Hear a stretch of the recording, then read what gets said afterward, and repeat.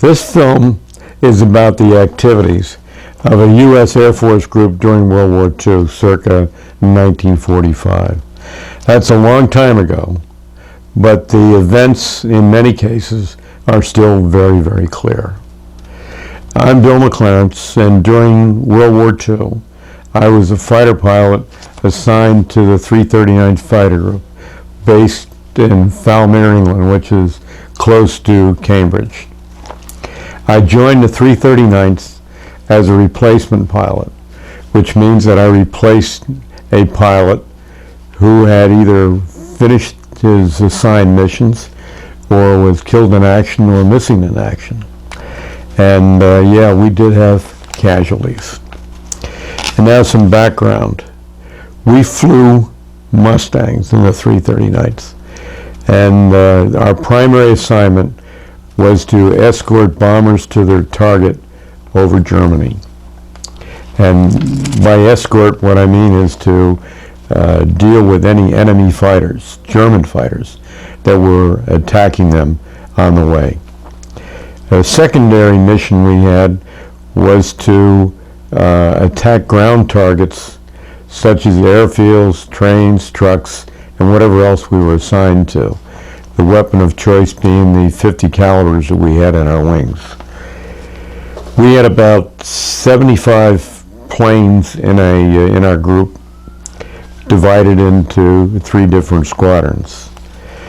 The Mustang was pretty small compared to the fighters you think of today. It had a 37-foot wingspan and didn't weigh much more than an SUV. The film, but by the way, it packed a heck of a wallop with the 650 calibers that were in those wings. This film presents a pretty good snapshot of a day in the life of our fighter group. And the film itself is a pretty good story. Steve Ananian, who was a pilot in the 339th, had a camera and had a camera problem, went to Cambridge, and somehow ended up with a movie camera. To get film, he borrowed it from the guys who loaded camera, and we had gun cameras on our wings that clicked on whenever the guns fired. So there was no shortage of film. Steve, by the way, was an exceptional pilot.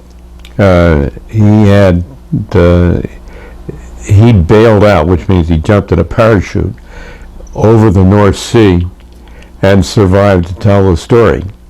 And in addition to that, he was one of the few pilots in the 8th Air Force to shoot down a German jet. I happened to be his wingman on that mission, which meant that my job was to make sure that I covered his rear end. That while he was attacking a target, my job was to make sure there was no one attacking us. That's what a wingman is. When Steve returned from World War II, the film went into a dresser drawer and emerged some 45 years later with a note to me that said, "Get a couple of good scotches before you watch this again." Or get a couple of good scotches before you stick this in your VCR and take a look at it. You're looking at yourself many years ago. And now, although this film covers a fighter squadron of P-51s, and I've thought about this a lot, and their pilots and crews, it's about a whole generation of kids who grew up very quickly. It's about depending on other people in a way you probably never again would depend on them, and in turn them depending on you. And it's about people you just never forget.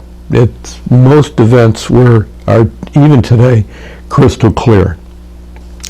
For most of us, it was a life-altering experience and it stayed with us all our life. Steve's film has been edited a bit, so that, and with a narration applied, so that friends and family will have a little better understanding of what it's all about. That happens to be Archie Tower. But I would like to say that, and we're about to see the pilots head out to the airplanes, but before this, we've been to a briefing.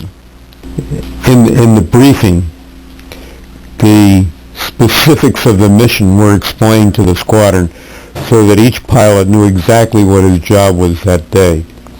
And following that briefing, you went to the flight line where the airplanes were and had breakfast. Breakfast was usually eggs and sausage and very little liquid, because on some of these missions, which were 6 or 7 hours, liquid had a tendency to create a problem in these very small airplanes.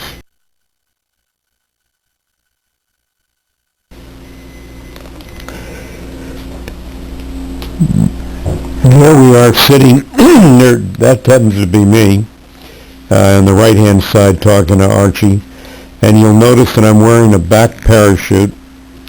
I'm sitting on a Jeep now getting ready to go to the plane, but in addition to the back parachute, we had a Mae West and also a G-suit, and the G-suit was basically a body tourniquet. And the easiest way to get us to the planes was exactly as you see it. 4 guys sitting on the front end of the Jeep, and the next group getting on. By the way, what you just saw the pilots putting there is what we sat on, which was a rubber raft that we hoped like heck we never had to use. And on top of the rubber raft is some piece of foam rubber so that your fanny wouldn't get quite so tired en route. And the airport, or our airfield, being very simple, you can see the kind of hangars we had, which was the only cover that the squadron mechanics had to take care of the planes. There's the Mustang ready, and you'll notice that the mechanics are standing by waiting for the pilot to show up. They'd probably been up for several hours ahead of us, making sure that every little detail on that plane was okay. That happens to be Bill Guyton getting up on the wing. But you got to remember, these mechanics owned the airplane. They only loaned it to us for a mission, and they were very possessive about it. You saw Bill Guyton tighten up his straps on his parachute. Now what the mechanics are doing now is connecting his earpiece for the headset, and also making sure the oxygen is there and any last minute adjustments on the seat. That's a good shot into the cockpit, and you'll notice that the helmets, by the way, are something we borrowed from the RAF, and they were very comfortable. You see now the bubble canopy is closed, which gave us great visibility. And by the way, that isn't another pilot in there. That's a piece of armor plate right behind the pilot. This particular shot shows the plane with bombs ready for this particular mission. On other missions that you'll see later, we carried wing tanks, which extended the range, which meant that we could get as far as, well, I guess our longest was to Prague, Czechoslovakia. Now these airplanes had a long nose, and you couldn't see a darn thing in front of you, so that you had, at least not until the tail was up, but so to move it on the ground, you had to go back and forth in what we call S-turns. Here's a good example of a plane going down a taxi strip to the end of the runway, and you'll notice that just going back and forth, and so you can see what's going on. That's a shot across the field toward the runway, and with the planes pulling out on the runway. The runways, by the way, were not concrete. They were made of steel matting. And on a mission where they wanted us to get off but stay together because we had very limited communication abilities, the idea was to take off two planes side by side with the next two planes immediately behind them. That group of four was our basic combat unit called a flight. And you can see the guy with the striped jacket. His job is making sure that the runway is clear ahead of us before telling us to take off. That first plane, Pauline, by the way, was our squadron commander, a great guy, Joe Theory. And that, what looks like, you can see that, by the way, there you see our wing guns. That's 3 on this side and 3 on the other. What looks like a big tank under the fuselage is really an air scoop for cooling the liquid-cooled engine. All right, everything's clear. Get going.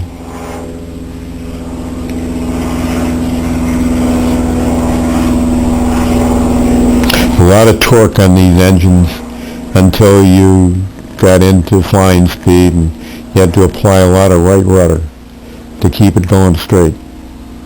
Off they go, 2 at a time.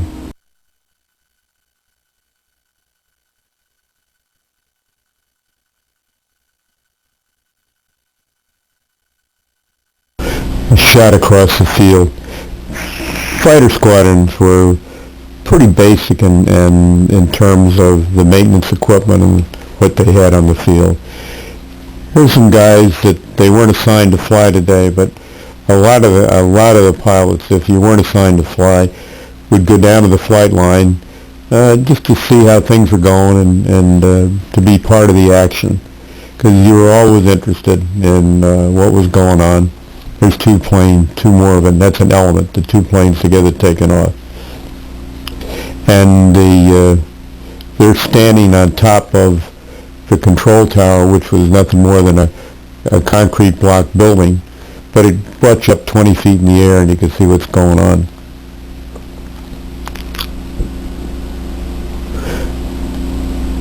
Great airplane. During World War II, this was the best.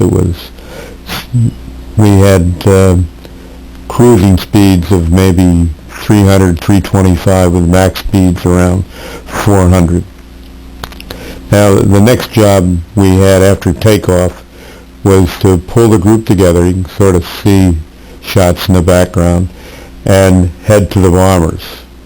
Now, the bombers, which flew much slower, were probably in the air 2 or 3 hours before we took off. These are all beauty shots of Mustangs. And we typically flew, well, obviously we flew east, and the bombers created an amazing sight, because they're flying at 23, 24,000 feet, maybe 800 to 1,000 of them, and it was like a huge highway in the sky of contrails, and there's a good shot of the bombers in formation. You can imagine what 800 of them look like. Guys putting on their flak helmets. These are shots of bombs dropping and taken through the bomb bays. They had a very tough job, because basically they had to fly straight and level in order to be accurate with their bomb sighting, with the placement of their bombs. No evasive action until after the bombs had been dropped and they were away from the target. It was a tough job. It reminds me a lot of the stories of the Charged Light Brigade, because they were basically on a fixed line at a fixed altitude, and were a relatively soft target for the anti-aircraft, and they had high casualties. There's another good shot of bomber formation. After bombs away, the fighter group split up. with about half the planes going back and escorting the bombers back to England, with the other half taking on secondary targets that they weren't really secondary in terms of hazards. They were not our primary mission, but the German fighters tended to be less aggressive with the bombers after the target, and so therefore we divided the group in half. These are air combat films that Steve worked in here, and he's intersposed some nice shots of Mustang, but this is an amazing shot here, where basically our aiming tactics was to aim the plane at the other plane, get as close as you could, and shoot. And that's what you're seeing here.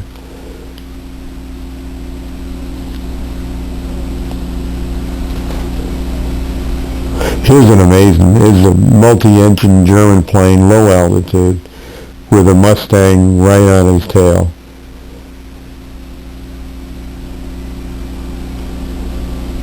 These are all air combat shots, obviously not from one mission. Now, ground strafing was particularly dangerous. By ground strafing, I mean attacking targets on the ground. And because there you're coming in, once again, on a fixed line in order to make your guns accurate. And they had defenses around airfields and sometimes within trains.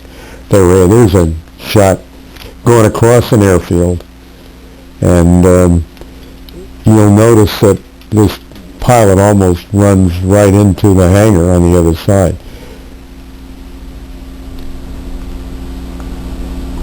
These are amazing films. That's a train being shot up, another train.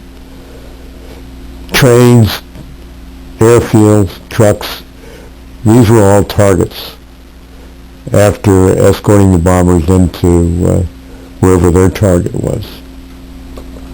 But trains were not sitting ducks either, because what they had, and many of them, were anti-aircraft groups that as soon as they were attacked would flip the sides off and shoot back.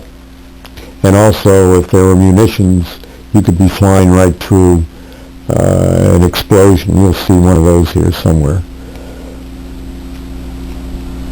This is another. That's pretty close.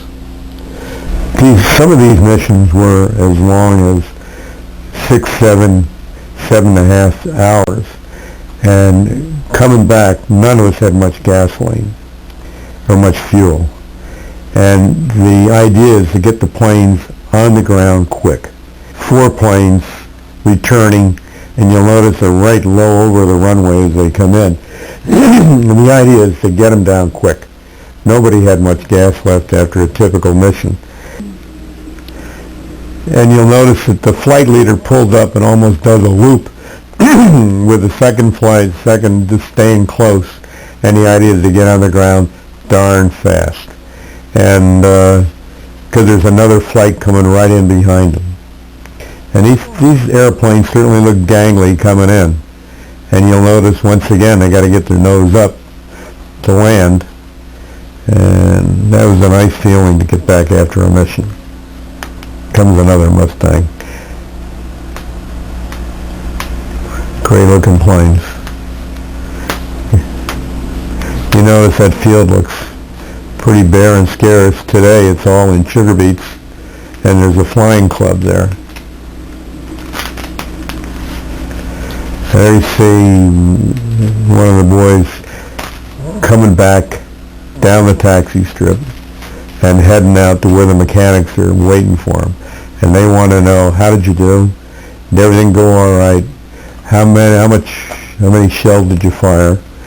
And here's a good example of the fact that things weren't one-sided. That happens to be me with the mechanic who took care of my plane. I'm not sure whether it was a 20 millimeter or a 40 millimeter from one of the anti-aircraft gunners at an airfield in Czechoslovakia. And he didn't miss me by much. And how that shell got through that wing with all the stuff there, including gas tanks, without exploding, says, I'm a very lucky guy. And I accept that conclusion. Piccadilly Circus was a sign over the Quonset hut that we lived in. And these are shots taken around the mess hall, the club, and to show you the environment. It was pretty primitive, but it sure worked. This is a shot inside the village of Falmere. We live practically in the village, and it hasn't changed very much. Bicycles are the way we got around. And once in a while, guys would, if they had a few too many at the pub, might spin in. And we had a few casualties from bicycles. That's Tom Rich. Tom had finished his tour of duty, and I think he was drunk for about 3 days. And I think a lot of guys would say I don't blame him.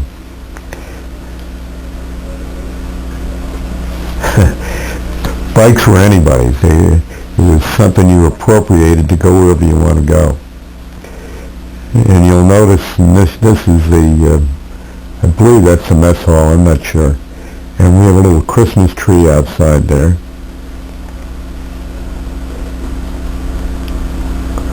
And more shots around the environment. That's sort of a half shot of guys playing ping pong. That was down in the flight line. These are some guys just subject to Steve's camera. I think that's Owen Farmer and Tom Rich again. Stand in front of our Quonset hut. Owen is wearing a leather jacket which everybody coveted, and I coveted and had it for many years until Kathy wore it out. The alternate jacket, the officer jacket, was the one you see on Tom Rich, the short jacket. And it looks to me like they're pulling apart an orange, which was something we didn't see all the time. That's Tom Marvel on the left. And I can't tell you who else that is. And why he's smoking a cigar, I really don't know, but there weren't a lot of cigar smokers. Cigarettes, yes. Nearly everybody smokes cigarettes. He's hanging out around the barracks, being subjects for Steve's camera. The way our mechanics looked. That's a shot of Steve Ananian. I don't know where he got the zoot suit, but in the background you can see the hangar. There's a good shot with the wing tanks. These are all sort of beauty shots of a Mustang. That's another shot of Steve. Here's how the mechanics looked. I think that's Tom Marvel, but I'm not sure. There's a shot of Bill MacClarence and Jim Woolery and Tom Rich. And I think that plane actually was Steve's plane. The guy in the middle was called the Green Hornet. He was a guy that came around to the squadron. He was a reserve officer and had been sent there by Jimmy Doolittle. The Green Hornet was a man who signed up for the Air Force and was overage for doing any flying, but happened to be a good friend of Jimmy Doolittle, the 8th Air Force commander, who sent him to 339th, where he became the best mess officer, which means taking care of food, in the entire 8th Air Force. Everybody loved him. Here's some shots of a bomber crew that landed there. Here's Falmere looking across the field. That hangar is still there. These are shots of the Quonset huts. That's Falmere again. Another shot, Falmere. There's a pub there called the Checkers, which you'll see in a minute. It's still in business. Got pictures of relating to the 339 still there, and also the RAF unit was there before us. There's the Checkers pub. That happened to be a buzz bomb, a jet-propelled flying bomb that had enough fuel to reach London and then kick off and then explode. and nasty things. This is a shot of the Cambridge Military Cemetery, and it's the kind of place you can't walk into without choking up. There are 10,000 graves there. It's pretty tough. I don't know anybody can walk into a military cemetery without choking up. In this particular one at Cambridge, there are 10,000 graves of Americans who died in action somewhere around the British Isles.